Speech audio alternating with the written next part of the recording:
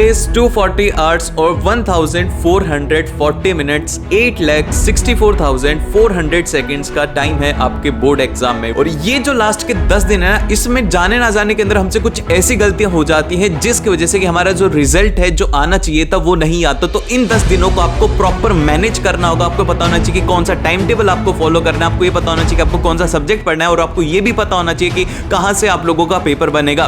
तो इन तीनों क्वेश्चंस के जवाब आपको इस वीडियो के अंदर मिलने वाले हैं। तो चलिए स्टार्ट करते हैं बिना टाइम वेस्ट, क्योंकि आपका टाइम बहुत ज्यादा वैल्यूएबल है। तो इसीलिए इसको 1.5x पर करके देखना, लेकिन इसे पूरा जरूर से देखना।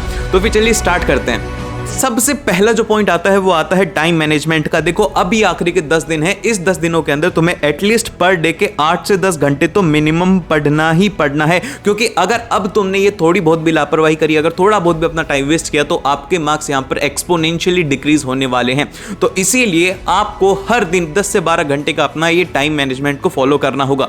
तो सबसे पहला जो है आपका फर्स्ट जो स्लॉट रहेगा वो रहेगा 1 घंटे का रिवीजन रहेगा। इसके अंदर आप लोग अपने नोट्स को रिवाइज करोगे, इसके अंदर आप लोग अपने फॉर्मूलास को रिवाइज करोगे, डायग्राम को रिवाइज करोगे, क्योंकि एग्जाम के अंदर हम जो पढ़ के जाते हैं वो याद रहना जरूरी है। क्योंकि मोस्ट ऑफ द स्टूडेंट्स का कहना ही होता है कि भैया पढ़ तो बहुत रहे हैं लेकिन याद नहीं रह रहा है, एग्जाम के अंदर जाकर के भूल जा रहे हैं। तो उसके पीछे का रीजन है रिवीजन का। तो रिवीजन का एक आपको प्रॉपर स्लॉट रखना है जिसके अंदर कि आप लोग सिर्फ और सिर्फ रिवीजन करोगे। तो सबसे पहला स्लॉट होना चाहिए वो होना चाहिए आपका 1 आवर का रिवीजन। आप कभी भी सुबह या फिर रात में जब भी पढ़ रहे हो उसमें आपको रखना। मैं आपको एक प्रॉपर टाइम टेबल भी दिखाऊंगा कि कैसे आपको टाइम टेबल बनाना है। तो ये पहले समझो कि आपको क्या क्या करना है। फिर उसके बाद में जो नेक्स्ट है, ये लास्ट के 10 दिन है, तो इसमें आपको एटलीस्ट एक सैंपल पेपर तो करना ही करना है। 3 घंटे का सैंपल पेपर आपको देना है, तो एक स्लॉट उसका रहेगा। और सैंपल पेपर सॉल्व करने से कुछ नहीं होता, क्योंकि मोस्ट ऑफ द जनता क्या करती है, बस देख लेते कि क्वेश्चन हो रहे नहीं हो रहे, लेकिन क्या इससे आपको फायदा होता है? कोई भी फायदा नहीं होता। तो अगर आपको फायदा चाहिए तो आपको एक एडिशनल 1 घंटा डालना होगा पेपर एनालिसिस के लिए, कि आपसे एग्जाम के अंदर कैसे मिस्टेक्स हो रहे हैं, सिली मिस्टेक हो रही हैं, या फिर आप स्पेलिंग मिस्टेक कर रहे हो, आपसे पेपर कंप्लीट नहीं हो रहा है टाइम के ऊपर। तो ये सब चीजें आपको पता लगेगी पेपर एनालिसिस में। और ये जो एनालिसिस है इससे आपको ये भी पता लगेगा कि भाई मेरा ये जो टॉपिक है ये वीक है, इसको मेरे को पढ़ने की जरूरत है। अगर ये बात पता लग गई कि तुम कहां पर वीक हो, तो उसको फोकस करके तुम उसमें अच्छा स्कोर कर सकते हो।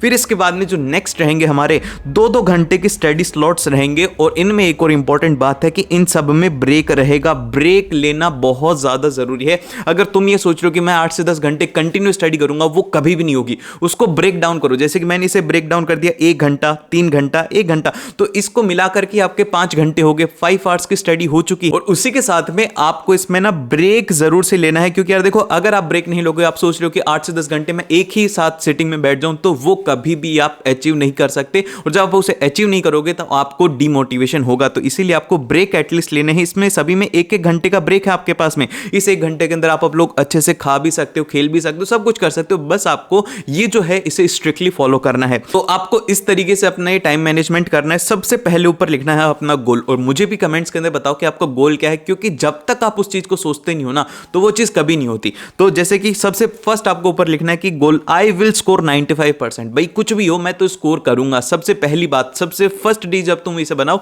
तो इस अकॉर्डिंग बनाना है। हर दिन आपको अपने टाइम टेबल बनाना है। फिर इसके बाद में आप इसमें लिखोगे कि 6 से 7 बजे तक, मैं आपके स्टार्टिंग कर रहा हूं 6 से 7 बजे की, कि आप इसमें करने वाले हो रिवीजन। फिर उसके बाद में 8 बजे से 11 बजे तक आप इसको थोड़ा लेट भी शिफ्ट कर सकते हो, अपने अकॉर्डिंग स्लॉट्स को बना लेना। और इसमें ये जो हमारा 1 घंटा है, इसके अंदर क्या है, ये है हमारा ब्रेक का, जिसके अंदर कि हम लोग ब्रेकफास्ट कर लेंगे, नहा लेंगे, धो लेंगे, वो सब हम इसमें करेंगे। फिर इसके बाद में जो हमारे 3 घंटे का स्लॉट रहेगा, इसके अंदर हम लोग सैंपल क्वेश्चन पेपर करेंगे। और साथ में लिखना कि किसका करना है, साइंस का करना है, हिंदी का करना है, एसएसटी का करना है। फिर उसके बाद में 12 से 1 वाला जो स्लॉट रहेगा, 1 घंटे का, फिर से इसके बीच में ब्रेक है, क्योंकि हम लोग यहां पर कितनी देर बैठ चुके, 3 घंटे। तो इसके बाद में आपको इसका एनालिसिस करना है कि आपसे एग्जाम के अंदर कौन सी मिस्टेक हो रही हैं और कैसी मिस्टेक हो रही है, ये जानना बहुत ज्यादा जरूरी है, क्योंकि मार्क्स आपके नहीं कटने चाहिए। फिर इसके बाद में जो नेक्स्ट आता है, आपको फिर से 1 घंटे का इसके बीच में एक आपको गैप लेना है। और 1 बजे से 3 बजे तक आपको लिखना है कि आप कौन से चैप्टर पढ़ोगे, लाइट चैप्टर पढ़ रहे हो फिजिक्स का, तो इसमें आप प्रॉपर लिखो कि भाई मैं इस जगह से पढ़ूंगा, मैं इस बुक से पढ़ूंगा। क्योंकि अगर आपको ये नहीं पता कि भाई आप कहां से पढ़ोगे तो आप रिसोर्सेज ढूंढने के अंदर टाइम अपना खराब कर दोगे। अगर एक बार बैठ गए तो 2 घंटे की सिटिंग होनी ही चाहिए। फिर उसके बाद में 4 बजे से 6 बजे तक का इंग्लिश का स्लॉट है, 2-2 घंटे के इसके बाद में आपके स्लॉट रहेंगे। एक स्लॉट रहेगा आपका 3 घंटे का जिसके अंदर कि आप लोग पेपर करने वाले हो, ठीक है। अब इसके बाद में हम लोग बात करते हैं कि भैया अब हमें पढ़ना कैसे है। ध्यान से सुनो, बहुत ज्यादा इंपॉर्टेंट है, जो कि 90% ऑफ द स्टूडेंट इस टाइम के ऊपर क्या कर रहे हैं, कोई भी चैप्टर पढ़ना है, जैसे लाइट पढ़ने वाले हैं तो सबसे पहले उसका 1 शॉट वीडियो देखेंगे और उसके नोट्स बनाएंगे। फिर उसके बाद में कोई भी एक रेफरेंस बुक में देखेंगे, उससे पढ़ेंगे, उसके क्वेश्चंस करेंगे। फिर उसके बाद में एनसीईआरटी कर लूंगा भैया, फिर उसके बाद में पीवाईक्यूज करूंगा, फिर उसके बाद क्वेश्चन बैंक करूंगा, फिर उसके बाद में रिवीजन करूंगा। तो इस तरीके से करना है आपको। यह सबसे वाहियात तरीका है। अगर इस तरीके से करोगे ना तो आपका सिलेबस आज तो छोड़ो, आज से 5 महीने बाद भी खत्म नहीं होगा। तो आपको ये नहीं करना है। आपको ये जो 6-6, 7-7 घंटे के जो मैराथन देखते हो ना, 6-6, 7-7 घंटे के ये लेक्चर्स, इसको देखना बंद करो। उसको शॉर्ट में देखो कि भाई कोई ऐसा लेक्चर हो जो कि 1-2 घंटे का हो, आपको मिल जाएगा। क्योंकि अगर आप अपना टाइम एक ही चैप्टर के अंदर वेस्ट करोगे तो भाई साहब बहुत ज्यादा सिलेबस है आपके पास में और अब टाइम है कम, और इसमें आपको फोकस रखना है अपना रिवीजन के ऊपर। क्योंकि जब आप अगर नई नई चीजें पढ़ते जाओगे ना और पीछे वाली भूलते जा रहे हो, रिवाइज नहीं कर रहे, तो आप एग्जाम के अंदर जाकर के ब्लैंक हो जाओगे, आपकी मेहनत पूरी पूरी खराब हो जाएगी। तो अब आपको करना क्या है, सबसे इंपॉर्टेंट बात, जैसे कि आप लोग लाइट चैप्टर ही पढ़ रहे हो तो सबसे फर्स्ट आपको है ना उसका 1 शॉट वीडियो देखना है जो कि 1 से 2 घंटे का होना चाहिए, इससे बड़ा नहीं। और आपके पास में नोट्स नहीं है तो नोट्स मत बनाना। नोट्स बनाने का अब टाइम गया, किसी और के नोट्स आपको इस टाइम पर यूज में लेने हैं। फिर उसके बाद में आपको फोकस करना है पीवाईक्यूज के। एटलीस्ट 3 साल का हर एक प्रीवियस ईयर क्वेश्चन आपको करना ही करना है, क्योंकि ये आपकी one of the best practice हो जाएगी। ऐसे क्वेश्चन जब लास्ट ईयर आए थे तो इस साल भी वैसे क्वेश्चन आपके एग्जाम में आएंगे। फिर उसके बाद में आपको करने हैं एनसीईआरटी के क्वेश्चन। ये वेरी वेरी इंपॉर्टेंट है। स्टूडेंट इसे इग्नोर करते हैं कि भाई एनसीईआरटी कौन करेगा, हम रेफरेंस बुक करते हैं, उनसे क्वेश्चन नहीं आते। क्वेश्चन आते हैं सिर्फ और सिर्फ एनसीईआरटी से। तो एनसीईआरटी के questions are very very important. और लास्ट में आप लोगों को करना है फिर इसका रिवीजन। इस तरीके से आपको स्टडी करनी है। अब इसके बाद में जो नेक्स्ट पॉइंट आता है वो आता है कि डोंट स्टार्ट न्यू टॉपिक। क्योंकि देखो अब आपके पास में है टाइम कम, तो सबसे पहले आपको फोकस ये रखना है कि आपने जो टॉपिक अभी तक पढ़ रखे हैं क्या वो आप कंप्लीट कर चुके हो। अगर कर चुके हो देन फिर उसके बाद में आपको नए टॉपिक्स को स्टार्ट करना है। क्योंकि आपको अगर जो आपने पढ़ा है वही नहीं पढ़ा तो आप नया स्टार्ट करके फिर उसे कैसे पढ़ पाओगे। तो कोशिश ये करो कि सबसे पहले जो पढ़ा हुआ है एटलीस्ट हम उसे कंप्लीट करें, देन फिर उसके बाद में टाइम बचता है तो हम उसके न्यू टॉपिक्स को स्टार्ट करने वाले। क्योंकि मैक्सिमम स्टूडेंट क्या कर रहे हैं कि अब वो चीजें कर रहे हैं जो कि उन्होंने की नहीं है। पहले वो करो जो कि आप लोगों को आती है और जो आसान है। क्योंकि हमें अल्टीमेटली स्कोर करना है। एग्जाम के अंदर सिलेबस कंप्लीट के नंबर नहीं मिलेंगे, एग्जाम के अंदर एक स्मार्ट स्ट्रेटेजी के नंबर मिलेंगे जो कि स्मार्ट स्टूडेंट करते हैं। भाई पहले नया नहीं करना, हमें पहले जो हमने पढ़ लिया है उसे ही हम लोग कंप्लीट करेंगे। देन फिर उसके बाद में ये एक बहुत ज्यादा इंपॉर्टेंट है कि आपको जब स्टडी कर रहे हो तो ये जरूर से याद रखना है, इनको इग्नोर नहीं करना।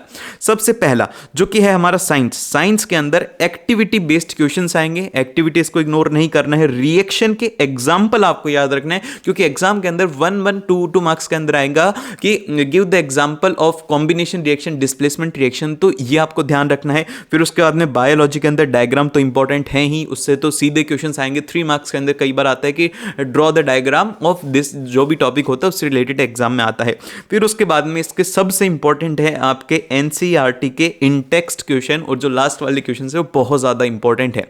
और उसी के साथ में साइंस के अंदर जो आती है फिजिक्स के जो न्यूमेरिकल्स है ना, अगर आपसे नहीं हो रहे हैं तो पैनिक मत हो, हार्ड टॉपिक करने की जरूरत नहीं, उससे इतना ज्यादा डरो मत। आपको क्या करना है, उसके प्रीवियस ईयर करने और एनसीईआरटी करना है। अगर आप वो कर पा रहे हो तो आप बोर्ड्स में भी उन क्वेश्चंस को कर पाओगे। और फिजिक्स की 1 शॉट वीडियो मैं अपलोड कर चुका हूं, वो आप देख सकते हो। बायोलॉजी की भी 1 शॉट कर दी है और आपको वन ऑफ द बेस्ट जो वीडियोस है इसके ऊपर मिलेगी, तो उसके लिए आप सब्सक्राइब कर सकते हो। फिर इसके बाद में जो नेक्स्ट है हमारा मैथ्स में आपको क्या करना है, सबसे फर्स्ट अगर आपने सॉल्व्ड एग्जांपल्स नहीं किए ये करने हैं, क्योंकि इससे आपको ये पता लगेगा कि आपको एग्जाम में किस तरीके से आंसर लिखना है, वो आपको पता लगेंगे सॉल्व्ड एग्जांपल से। फिर उसके बाद में आपको एनसीईआरटी करनी है, इंपॉर्टेंट है। फिर उसके बाद पीवाईक्यूज करोगे और इसके बाद जब आप कर लेते हो तो आपको है ना रेफरेंस बुक के पीछे नहीं भागना है कि भैया मैं आर.डी. शर्मा, आर.एस. अग्रवाल कर लेता हूँ, नहीं, ये मत करो। इसकी जगह पे आपको क्या करना है, इसके जगह के ऊपर आपको करने हैं सैंपल क्वेश्चन पेपर्स को सॉल्व करने की कोशिश करो, क्योंकि मैथ्स में कई बार हमारा पेपर छूटता है। तो प्रैक्टिस के लिए आप इसके सैंपल पेपर को सॉल्व करो, जितना हो सके उतने ज्यादा सैंपल पेपर सॉल्व करो और इसके अंदर प्रैक्टिस रखने की कोशिश करो। देन फिर इसके बाद में जो नेक्स्ट आती है हमारी सोशल साइंस। सोशल साइंस के अंदर सबसे इंपॉर्टेंट है हिस्ट्री की डेट्स, जिनको कि आपको याद रखना है। देन फिर उसके बाद में जो आपके एनसीईआरटी के जो लॉन्ग आंसर्स है ना, उनको रीड करना, उसमें से कीवर्ड्स आपको निकालने हैं, क्योंकि ये आपके शॉर्ट आंसर्स में भी हेल्प करेंगे। और उसी के साथ में जो लॉन्ग आंसर प्रिपेयर करोगे तो उसके साथ में एमसीक्यू भी प्रिपेयर होगा, शॉर्ट आंसर भी प्रिपेयर होगा और आपका पूरा चैप्टर भी कंप्लीट हो जाएगा। देन फिर इसके बाद में एक इंपॉर्टेंट है, वो है मैप वर्क। मैप वर्क इसमें आपको नहीं छोड़ना है, जो भी है आपको मैं वीडियो प्रोवाइड करवा दूंगा, लेकिन एसएसटी के अंदर ध्यान रहे कि आपको मैप वर्क भी करना है। और फिर इसके बाद में जो नेक्स्ट आता है वो आता है इंग्लिश और हिंदी में क्या करना है भाई। तो इंग्लिश और हिंदी के अंदर सबसे पहली जो इंपॉर्टेंट है वो है आप लोगों का सैंपल क्वेश्चन पेपर। हिंदी की जो इन भी स्टूडेंट के है उनके पास में सैंपल पेपर की जो प्रैक्टिस ही नहीं है भाई, राइटिंग की प्रैक्टिस नहीं है, तो वो होगी सैंपल पेपर से। तो एटलीस्ट आपको सैंपल पेपर इसके सॉल्व करने हैं, एनसीईआरटी के क्वेश्चंस आपको करने हैं और पीवाईक्यूज के अंदर आप लॉन्ग आंसर टाइप इसके क्वेश्चंस कर सकते हो। देन फिर इसके बाद में जो नेक्स्ट आता है भैया बोर्ड के एग्जाम है, इसमें आपको बोल करके नहीं बताना, आपको लिख करके बताना है। तो इसीलिए यहां पर आपकी जो राइटिंग प्रैक्टिस है वो बहुत बहुत ज्यादा इंपॉर्टेंट है। तो लिखने की जितनी ज्यादा प्रैक्टिस हो सके उतनी ज्यादा करो और अपनी स्पीड को बढ़ाने की कोशिश करो कि आपका पेपर ना छूटे। और फिर इसके बाद में लास्ट पॉइंट आता है यार, ये सबसे ज्यादा इंपॉर्टेंट है, क्योंकि अगर तुम्हारे पास में कॉन्फिडेंस नहीं, अगर तुम्हें खुद के ऊपर विश्वास नहीं है ना, तो तुम है ना कुछ भी, अगर तुम्हारे सामने भी पेपर रख दूंगा ना, तो भी तुम उसके अंदर अच्छा स्कोर नहीं कर पाओगे। तो सबसे पहली बात है कि यार बिलीव रखो अपने आप के ऊपर कि भाई मैंने पूरी साल भर मेहनत करती है, मैं कर सकता हूं, मैंने बहुत पढ़ाई करी है, तो मैं इस बार भी करूंगा। और यही बिलीव के साथ में हम लोग इस वीडियो को एंड करते हैं। अगर आपने यहां तक देखा है तो कमेंट में लिखना कि यस भैया आई विल डू इट, और उसी के साथ में मिलते हैं आप लोग उस नेक्स्ट वीडियो के अंदर। All the very best.